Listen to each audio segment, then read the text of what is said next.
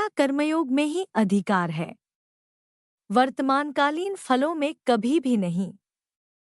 इसलिए कर्मफल का हेतु उत्पादक मत बनो और तुम्हारी कर्म न करने में भी आसक्ति न हो। तेरा कर्मयोग में ही अधिकार है, वर्तमानकालीन फलों में कभी भी नहीं। इसलिए कर्मफल का हेतु उत्पादक मत बनो और तुम्हारी कर्म न करने में भी आसक्ति न हो।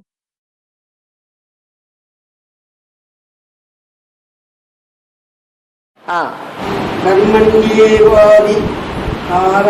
हाँ ये हो गया। हाँ फलेषु कदाचन मां कर्मफले मां कर्मफल हेतुषु मां ते संगोच्य कर्मणि। तेरा कर्म करने में ही अधिकार है, कर्म के फल का अधिकार नहीं है। उदाहरण के लिए कोई सारे जीवन एक धंधा करता है, मान लो कपड़े का धंधा करता है या खेती का धंधा करता है, और वो कभी भी उसमें सफल नहीं होता। उसके लिए कहा तेरा कर्म करने में ही अधिकार है, उसका फल पाने का अधिकार नहीं है। क्यों?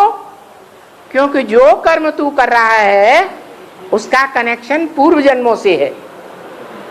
पूर्व जन्मों में अगर तूने सुकृत किए हैं, अच्छे कर्म किए हैं, तो इस जन्म में तेरे को कर्म का अच्छा फल जरूर मिलता है। और पूर्व जन्म में अगर खराब कर्म किए हैं तो इस जन्म में तू कितना भी प्रयास कर, कितना भी अच्छा कर्म कर, लेकिन उस कर्म का फल तेरे को नहीं मिलेगा।